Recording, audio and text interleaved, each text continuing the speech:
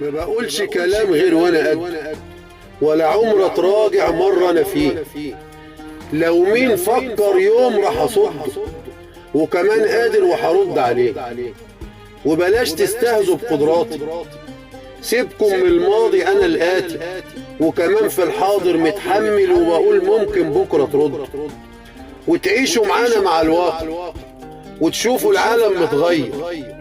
الدنيا بتمشي ومش واقفة، انما في طباعكم بتحير.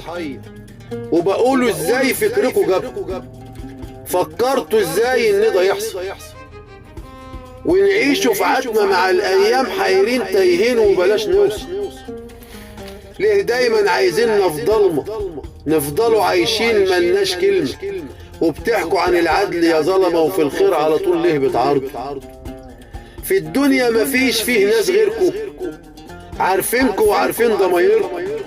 بتحبوا الشر لكل الناس، والحقد معشش في الظلم. بتحاربوا الناس لو يوم فلح، على طول عايزينها عيشتها دمار. وتعارضوا لو احوالها انصلحت، وتقوموا عليها بفرض حصار.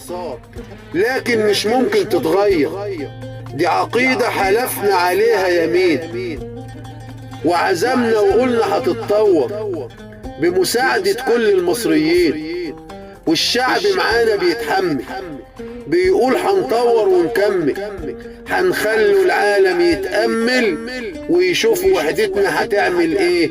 ما بقولش كلام غير وانا قده، ولا عمر اتراجع مرة انا فيه.